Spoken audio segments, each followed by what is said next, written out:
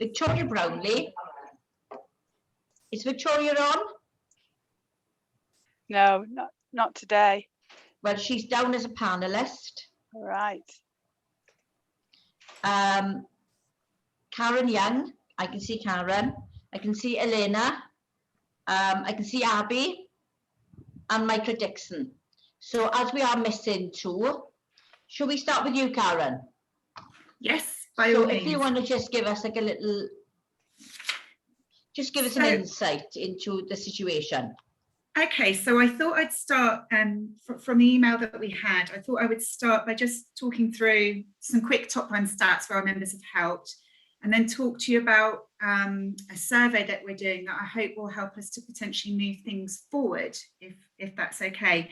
So I've been through these stats a lot in different meetings. So just quickly, we know from our membership surveys, so obviously I work for Federation of Holistic Therapists. We represent complementary beauty and sports therapists. And our annual survey indicates that 76% of our members regularly support clients who have long-term health conditions. Of those, because we're focusing in particular on mental health and well-being, 83% of those support clients who have stress and anxiety, and 42% of those support clients who have a diagnosed mental health condition. So there we'll be talking about depression, dementia, PTSD, and so on.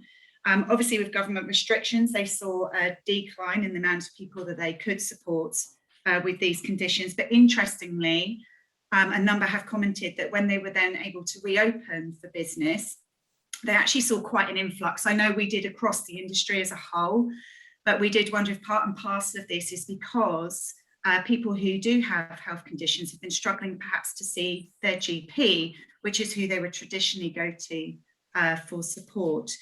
The next thing I just wanted to really touch on, and I'll give a bit of an intro and then shout if you'd like me to give a bit more, but after the first panel session we had, and particularly in response to Peter Dowd mentioned about, what can we do as parliamentarians to get this on the agenda? Because we had some great people there who really illustrated the work that they do and the difference they can make to health and well-being by the therapies they made in cancer care and in primary care and in the wider community, etc.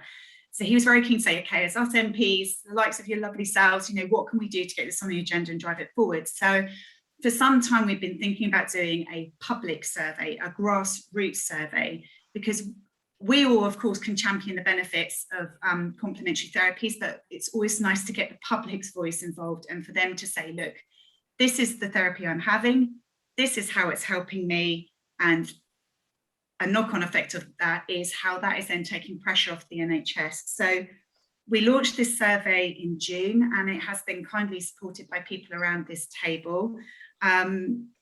It's obviously the key areas we focused on in the survey and asking the clients and the public to report on are areas that we would consider effectiveness gaps.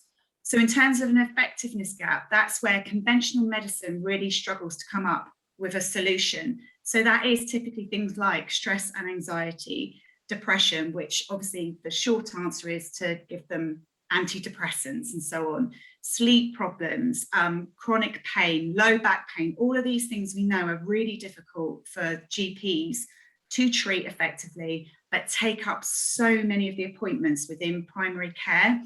And also, many of these are symptoms of long COVID as well. So I can't hear you, you're on mute, sorry, Karen. I would say, and the menopause in women. Absolutely, absolutely. And fatigue is one of those as well. Again, it's a key one that's a symptom of long COVID and a real challenge to treat with conventional medicine. So we then also asked a lot of questions within the survey that would really help to illustrate that by having complementary therapies, it also takes pressure off the NHS. So it asked questions like, have you needed to see your doctor less? Have you needed prescribed medication less, over-the-counter meds less?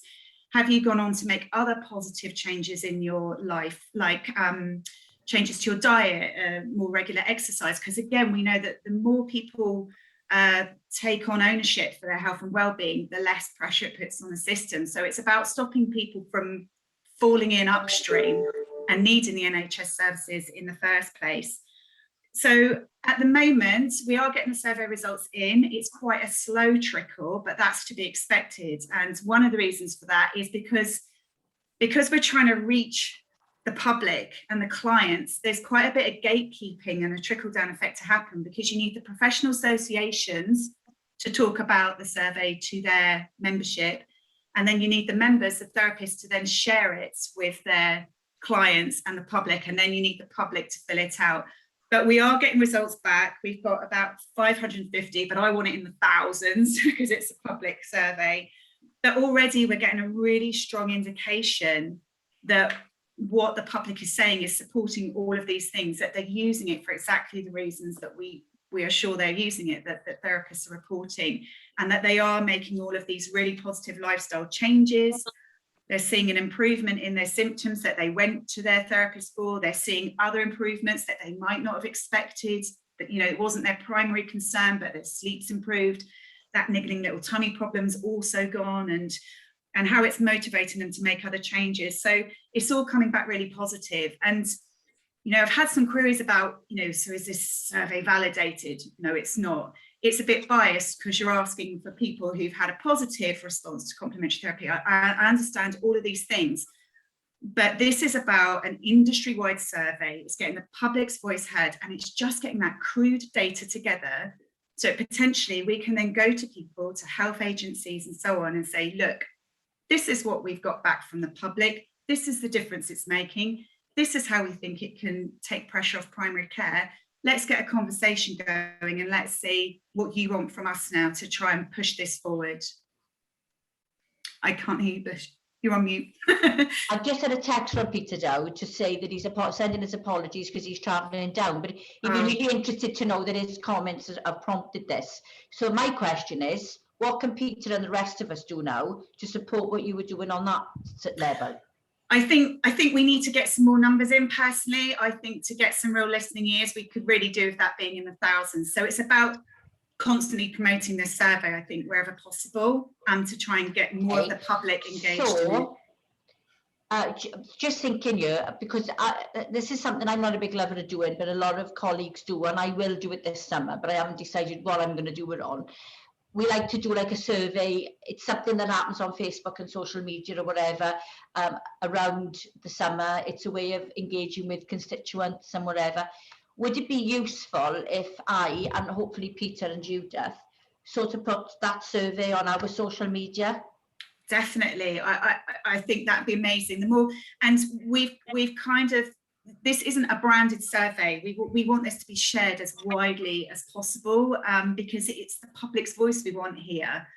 So right. Definitely, as many platforms. So we could put that on there because of data protection. The problem for us then is that we can't share the names and addresses with you, but we could share the information, but we would then keep the names and addresses because we can't pass that on. Yeah, so we can give you a link to the survey, that's no problem at all, and it gives a bit of background about the purpose of it as well, and then it takes the person through to the survey. Well, I'm really happy to do that. It's completely anonymous as well, so there shouldn't be any data protection issues, because there's no opportunity really for the person to give personal details. I won't lie to you, we ask things like, you know, what age bracket do you fall in, what area do you live in, etc. But there's nothing that identifies them as an individual person. So it's completely well, I'm happy anonymous. To do that. That's a me kind of thing. So if we send Peter this recording, and Judith and I will tell him anyway that his question prompted this,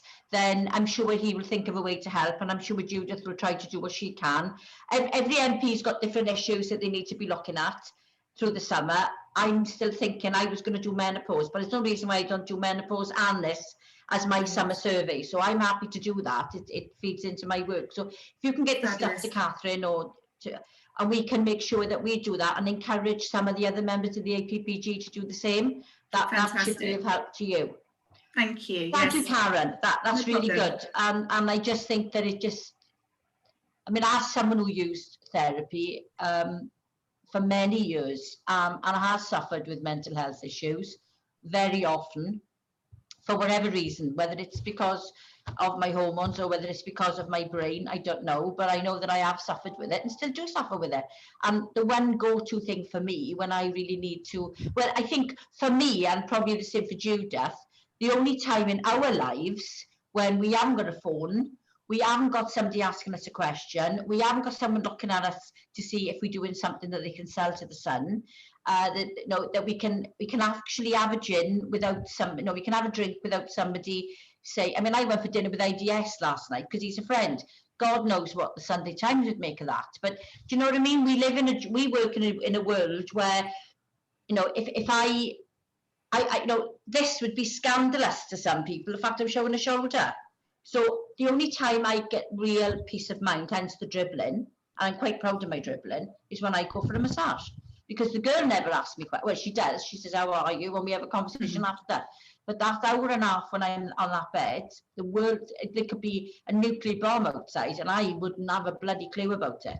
But that is my sanity. So I'm with you all the way on that. And that's brilliant. But I'm happy to do that because it's something I'm interested in. So thank you for that, Karen. It's brilliant. Perfect, thank you.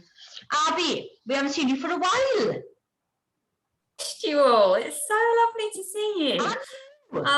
Oh my goodness, yeah. So obviously, slightly different for me, I guess, in that I'm coming kind of into this almost at the end of all the conversations you've all been having, which is fascinating for me because I guess I'm seeing, as you know, obviously I run a mass audience website, and I can honestly say to you, after a record sales May and a June that beat the May and a July that's beating the June, I can only say to you that we are now in excess of 10,000 people going to spas every week.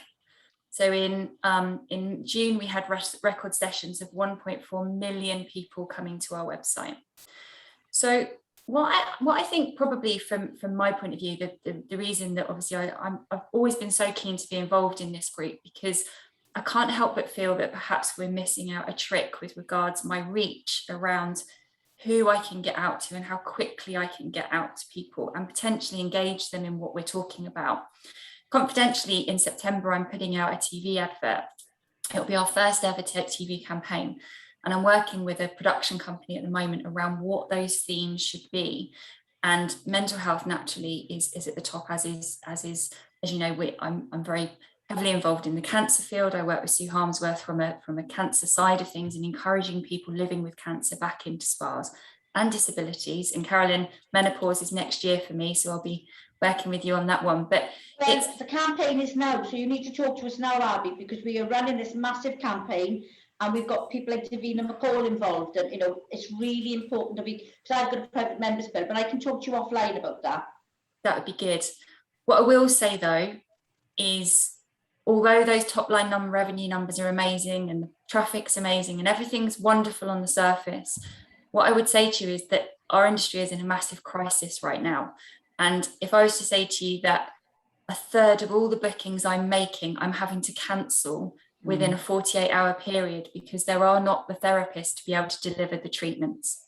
And that is as mental health connected as it is to every consumer out there. So worryingly for me, as somebody who, as I said, operates on a mass volume kind of model, at the moment, we as a spa and beauty industry, and obviously I only really work in the spa industry, so I can't talk for beauty, but I'm guessing it transcends into the beauty world as well, is that we are struggling to attract, retain, just look after our own people within our own industry. And I'm sick and tired of hearing people in authority and people of position not appreciating and not understanding what an unbelievable crisis we are facing unless we deal with this really, really quickly. And we as an industry are not able and have not been able to bounce back in the way we could have if we had looked after the people within our own industry first. So as much as I totally appreciate, and I'm fully with you with regards, this is a consumer facing kind of issue and something we should be talking about. I just want us all to realise as well that we have our own issues within our own industry that we need to address too, because that's the really, really scary thing for me right now. I was to say to you that on a daily basis, I'm having to refund between 40 and 60 bookings a day because people are not able to have things they've bought because spas can't deliver on it. That gives you an idea, I guess, of where we are. So, Abby, can I just of course. interrupt and ask you, is that Yeah. due to a skill shortage then of therapists? Absolutely. Yeah. We just cannot attract people into our industry. We can't retain them because we don't appreciate them or value them enough once they're with us. And unfortunately, paying a therapist a minimum wage is just not going to cut it anymore. And unfortunately, as I'm sure Helena will tell you, we have lost a ridiculous amount of people out of our industry during COVID that haven't come back because they've gone to work with the likes of Waitrose or John Lewis or Morrison's or whoever it is because they get paid more, or they've gone to set up on their own, which is potentially good for beauty, but certainly from a hotel and a spa point of view, it has left us in absolute dire straits. And flip so, side yeah. of that is, and this has bothered me, but I can't do anything about it at the moment because she's still working there. But I go to literally it's around the corner from me, but it's a salon which offers spa packages and offers, and it's lovely, it's done out really lovely, and throughout the pandemic it was closed and they were all furloughed, and then they reopened and they had to close again. So I went for a massage a fortnight ago, and the young girl who does my massage, and I was having hot stones, and she's a lovely kid and she's really, really good, but she was quite upset because her employer has told her that at the end of July he's going to need to talk to her about her job.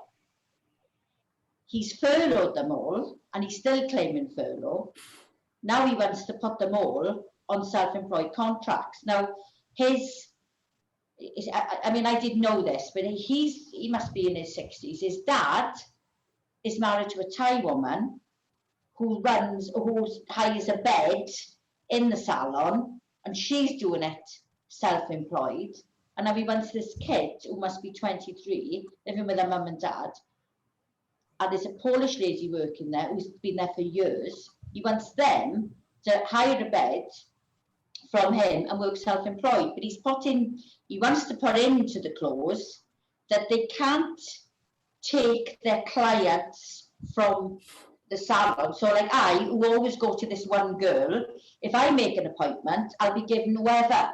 I can't book directly with Nia so that Nia gets the money. I've got to book through him. If Nia wants to bring clients in, she has to go externally. Well, none of Nia's clients are external. They're all the people that she's dealt with. So I think there is really bad skill shortage, and there is really bad position that a lot of women have gone to work elsewhere. Because I've lost my nail therapist, I've lost the woman who does my brows. I've lost 3 therapists in a matter of 3 weeks. I've decided, no, I'm not going to do this anymore because of the uncertainty. But I think we also got a problem with some employers who've used the furlough, and now this is coming to an end. So he's doubled his money, haven't he? He's getting paid for his staff, and he's getting to keep all the money they're earning from him. And now he's in a position where he's not going to leave there and keep those clients. So we need to look at that as well as an issue, because I think therapists are having a double whammy here.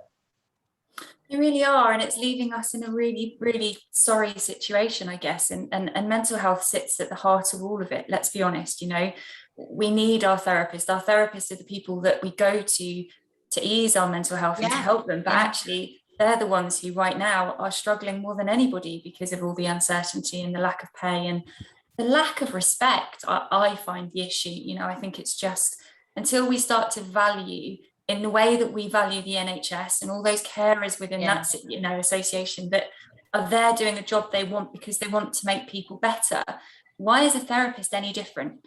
And unfortunately, I think it's left us all in a bit of a predicament. So I guess for the reason I wanted to join today, apart from missing you all and not missing being involved in the conversation, but it's just to say that I'm here. So if you need anything from a Reach or a please let me know, because we are more than happy to support in any way we can. Thank you. That's brilliant. Thank you very much, Abby. Jude, anything more to say? No, just I've booked through your organisation to go with my mum, and thank you very much. I'm looking forward to it, and it's been an excellent service so far. So that's a bit of Thank you. feedback for you. You never told me that. You didn't ask me to come with you. Are you having sneaky massages without me? Well, Am I coming with it's in friends? Yorkshire, Carolyn. It's in Yorkshire. So I can travel. I can buy a train ticket and hurt. Right, Helena, I'm getting your name right at last. Hello. Tell us your woes, love. Do you know, I don't even know where to start after all that. There's been everything everyone said so far resonates with me in so many different areas, but just to go back to just where we were then in terms of seeing that shift in self-employment and what you've just been mentioning there, Caroline. I mean, I think hopefully IR35 has been brought in to give some level of protection in terms of people trying to abuse having workers within their premises operating under self-employed when they're clearly not and don't have the flexibility of self-employment. So hopefully that will support with that. But we do have an industry-wide survey that's out at the moment, which ends on Monday next week, and that really is delving and taking a bit of a deep dive into that shift in what we anecdotally believe that we are seeing as a trend shifting towards a more self-employed model. So hopefully once we close that up next week, we'll start to see some good data come out of that we can start to analyse and really see if that, you know, as we are seeing anecdotally, is that really coming through, and why are people making those decisions to shift towards self-employment. So hopefully we'll have something really interesting to come back to share on that one. And then, yeah, just back to what Abby was saying about mental health, and it does go back to the conversation we had on a previous meeting with the skill gap. You know, there is a huge issue with us, not looking after and losing really, you know, valued and qualified and experienced people from our industry, but equally we know that we're not getting the numbers of new young people who are choosing to have a wonderful career in our sector. And so there's a whole piece of work there, which I know, Caroline, I've sent you the Work for Wellness campaign stuff through from the UK Spire Association, but we really need to go back and look at that grassroots level and look at how we look after the people in our industry better, but also how do we change this concept that our industry is superfluous and powder and puff and not a valid career and not a career where you're going to be valued. So we as a sector have got a lot of work to do to change the hearts and minds, not only of the consumer, but of the people working in our industry and of the school teachers and the parents and the grandparents of these young people coming through who are our next generation of therapists and practitioners working in our sector. We need to completely look at reshaping the understanding of what a career in the beauty, spa, wellness, you know, personal care sector can be, and all of the diverse and opportunities that there are in it. But at the moment, we don't have the recognition and understanding. We are very much seen as that powder and puff sector, or it's hair or beauty or nails, and there's so much more to it than that. But we've got a long way to go. So we do really need to look at that whole kind of shift of perception. And there's lots of work to do to get to that point. We published in April this year a paper on the effects of personal care on mental health and wellbeing, specifically with Dr. Carpenter, that I co-authored with my colleague from the UK Spire Association, Yvonne. And we were able to really pull together lots of the existing research out there, and we're able to highlight very clearly where there are true gaps in the research of the effects of what our services can do and the efficacy of the treatments that we provide. And that's something that's really missing, and we really need to be able to shift the dial on if we're going to be taken seriously. And what Karen's doing with the survey we supported across British Beauty Council and the UK Spire Association in sharing that out to our members and our followers, because it's so important that we start to collect this information. You think back, before the war, these kind of services and treatments were something that were just, that's what people did, that's what happened. And then we've suddenly made this shift about 70 years ago into pharmaceuticals, and, you know, these big companies have got bags of cash to do these drug trials, and, you know, really it's really shifted the way people view health and recovery, and why can we not go back to where we were before? So the mental health paper that we wrote kind of highlighted some things that weren't such a surprise, but a few things that were. One of the statistics that really kind of made me take a little bit of a shudder when we read it was that mental health causes 17.6 million days of sick leave in the UK every single year. And from a UK female workforce, 14 million days were lost to menopause problems. So I know, Carolyn, that is another conversation that's really close to your heart, but there's a huge impact around mental health and health and well-being in general, and it all links back. Everything sits hand in hand, so closely aligned. But we are an industry of highly skilled, highly trained, expert therapists who have got the ability to really support and nurture people, emotional, physical, spiritual health and well-being. And at the moment, we know that the NHS is on its knees. It's not got the services or the providers able to support and look after these people. And what Abby's just highlighted there is that we're almost in a situation where we don't have the supply to demand to meet the supply to meet the demand.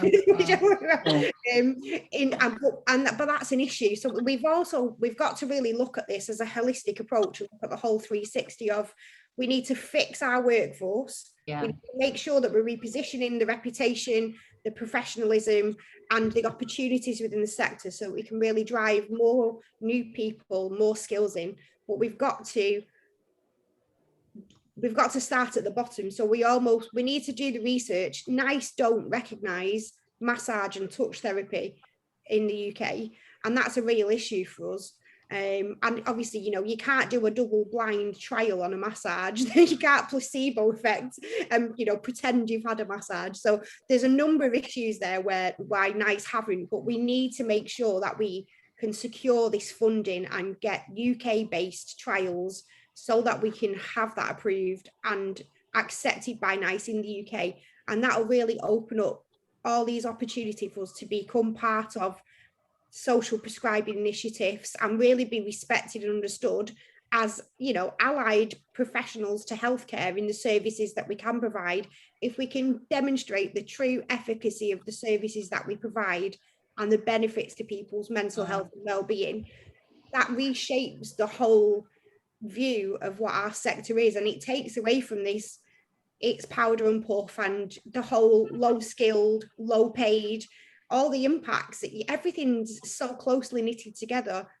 We can raise the profile of the sector, we can raise the profile of the people within it, attract more quality and caliber of people into the sector, and hopefully we can retain them better. And within doing so, we can elevate the sector and support the health and well-being of the nation. I think mental health is currently estimated to cost £105 billion a year.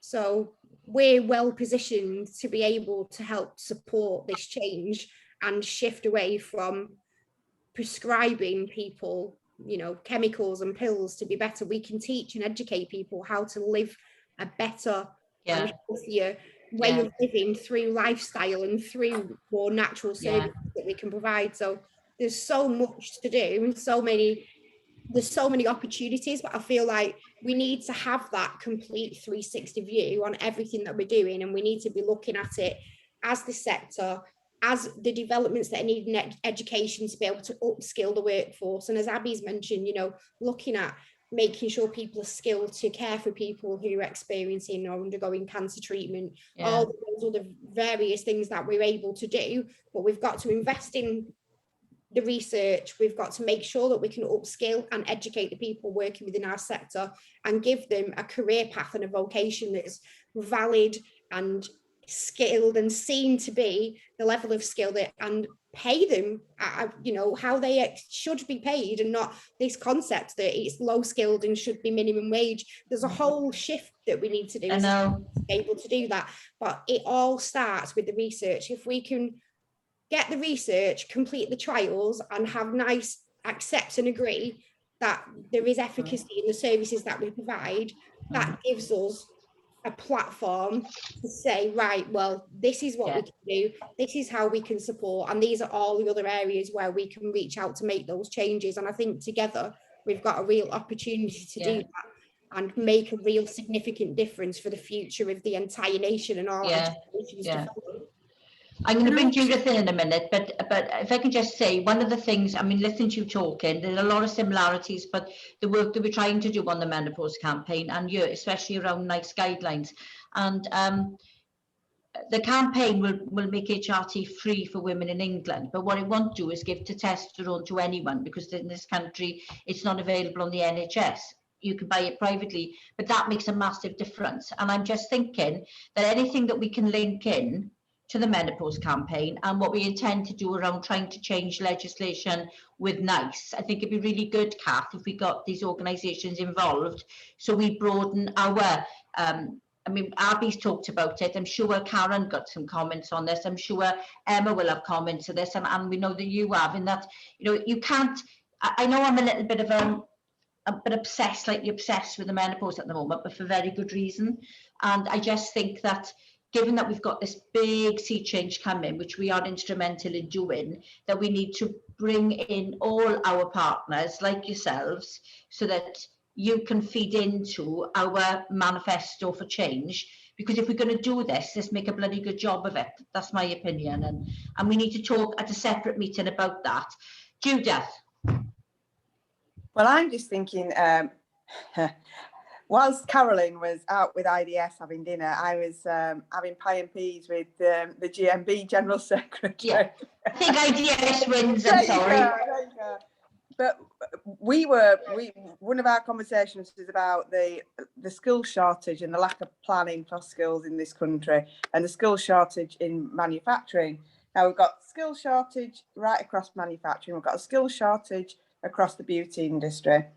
We've got skill shortage in terms of HGV drivers. It's been well publicised. I'm just wondering how big an issue this is for the British economy going forward. Yeah, because we all tend to look within our own sectors, and I'm just wondering whether it's an opportunity to do a bit of joint working with the unions, with the unions, or I that's an open question. I know that being recorded, so it might be a conversation that you want to have away from kind of off the record, but it might be, there might be an area for joint working there. So that's my thoughts, because obviously she's a grown up. No, I'm not. Don't say that. Judith, from conversations that we've been having with colleagues across the hospitality and leisure sectors, it's something certainly that I know hospitality have been speaking a lot about, and that's a huge issue. And I think that's probably where spa and hospitality do sit hand in hand in that hotel spa environment.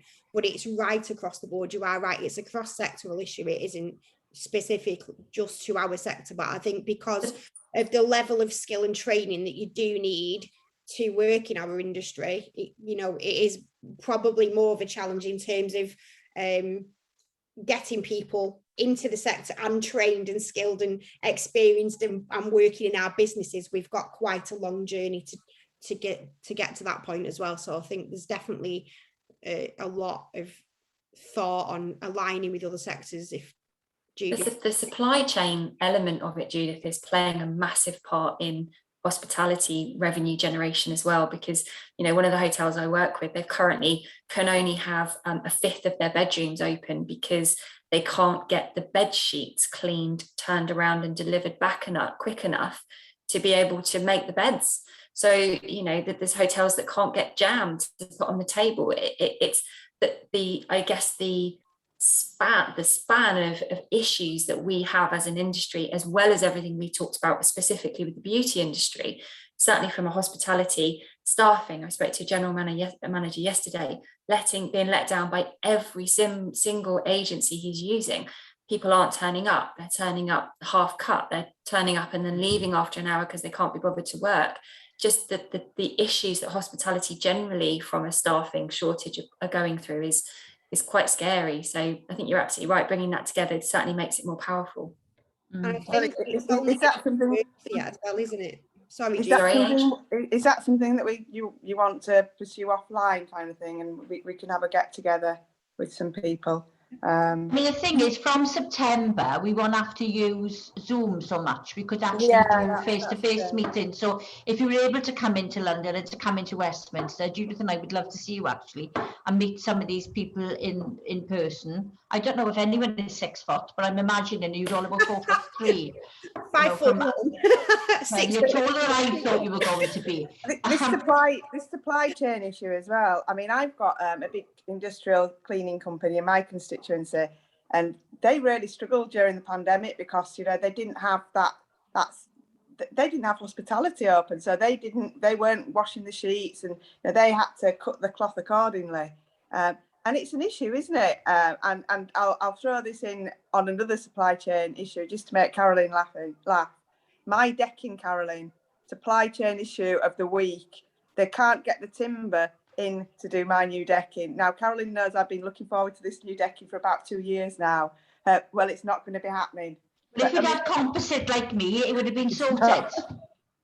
But you know, that's a minor inconvenience to me, isn't it? But you know, this is jobs. This is about jobs right across so many sectors, that if you get an interruption in the supply chain, be it because, you know, whatever reason, be it Brexit, be it whatever, you know, this is costing the British economy not only a loss in revenue, but a loss in jobs. We are losing out on jobs because of this stuff. Yeah. So it's really important we get this right, and to, you know, I just think that your industry needs to remove itself from this, you know, pink and fluffy stuff that some people talk about quite insultingly. And let's talk about the economy. Let's talk about the, you know, employment the you make, whether it's in mental health and well-being. You know, this is all concrete stuff.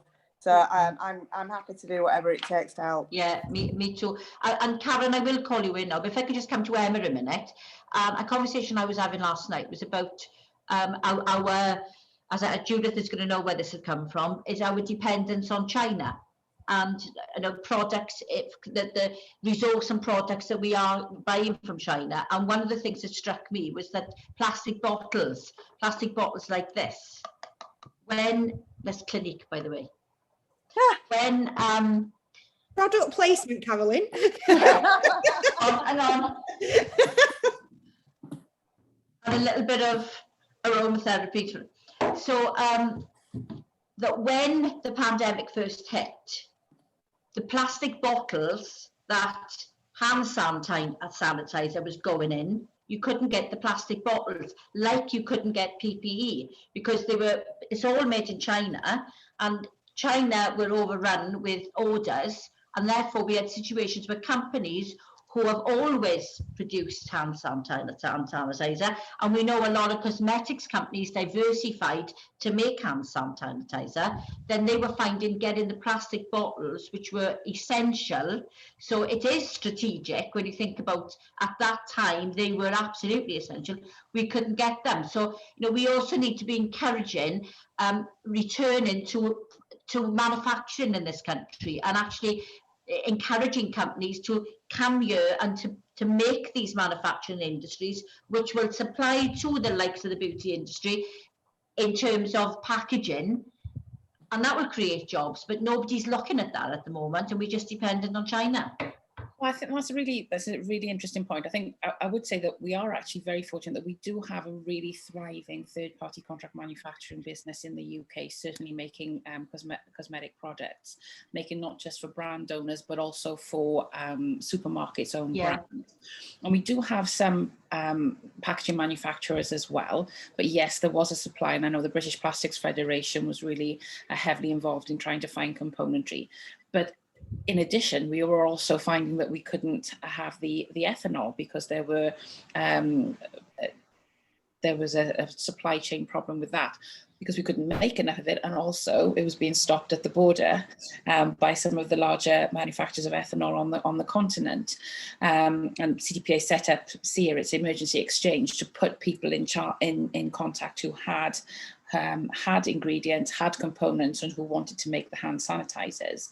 And I think it's also really important from this essentiality point of view to recognise that cosmetic product manufacturers, for hand sanitizers, for hand washes, for oral and personal hygiene, were classed as key workers at the start. So I think that we mustn't forget that, that we were classed as essential. But yes, from a supply chain point of view, it's really important that we look to our UK manufacturers and bolster them and give them the support.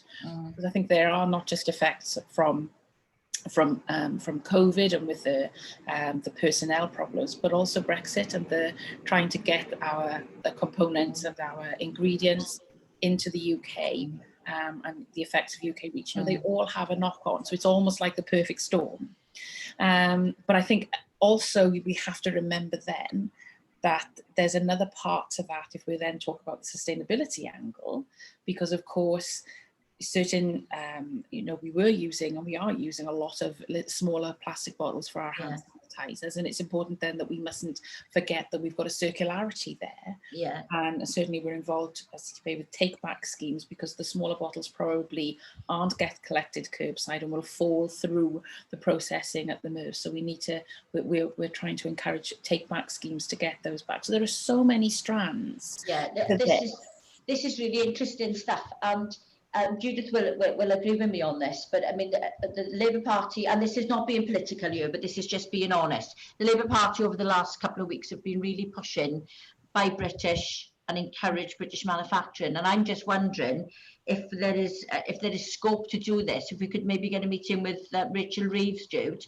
I think Rachel would be really interested to hear your points of view on, and we've moved right away from mental health here, I'm so sorry, and I will come back to it, but if we have a conversation with Rachel Reeves around that, about how we need to be supporting, and what kinds of industry which probably are not on anybody's radar, because nobody's thinking about hand sanitizer or Clinique or aromatherapy. I'm just making sure I don't leave anyone out, and I don't know where this is, Connaught of London. I can go through my drawer, I'm sure I got something else there, but nobody's thinking about that side of things. They're only thinking about what they would perceive to be the big players. And again, the beauty and aesthetics and well-being industry is being seen as not relevant in the conversation. And I think Judith and I have worked really hard to get it into the conversation, and it is acknowledged, but we still got a load of work to do, which I will talk about in a minute. But Karen, you've been so patient, I'm so sorry. Yeah, sorry.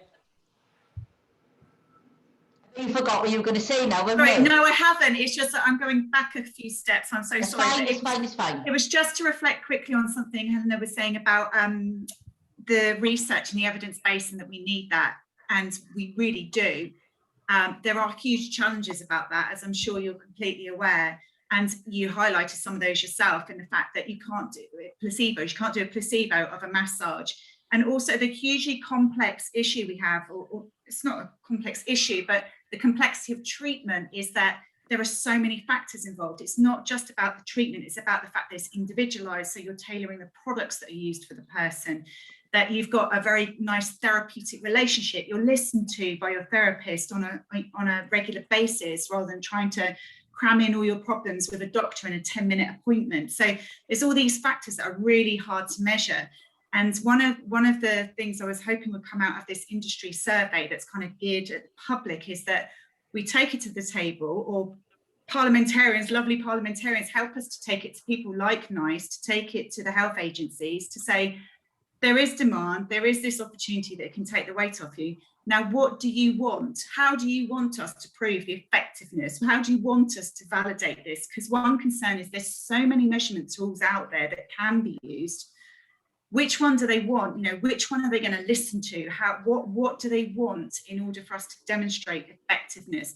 Because I think a lot of it is also going to come down to money. It's going to come down to economy. It's where's it saving the dosh in the NHS ultimately. And I think they're going to be looking for studies that can demonstrate that, perhaps more than effectiveness. And that's where we come in, because it's a massive conversation. It's a massive, but I'm happy to chat more about all of that. Brilliant. That's excellent. If nobody got any questions, I got a few things I'd like to say before we say goodbye. Nobody else got anything to say? Caroline's got her hand up, I think. Oh yeah, mine was just that we have just been more proactive in the pandemic as well. We've now got an apprenticeship standard that's for her well-being and holistic therapist. And this is something that the sector was obviously thinking during the pandemic about, working with allied health professionals so that we could have and deliver more of a service, and it would become more of the norm to be able to do this part of that. So there's a lot of charities and groups that already do a lot, you know, on the cancer care and the stuff like that. But what we wanted to do is to make sure that there was something embedded in the mainstream education system, so that when somebody did a beauty therapy qualification at level 2, they could actually progress on to doing well-being and holistics and work with allied medical professionals as part of that to actually do a service going forward. So that's live now, that's at level 3. Brilliant. And there's the progression onto level 4. So that then encompasses what we were talking about before about the Reiki and more of the complementary therapies. And the idea is that this will become the norm. It will be another educational route that is just a normal thing that will have to go through the education system. But the trouble is, as we've all said before, it's getting hold of those learners in the first place. Yeah.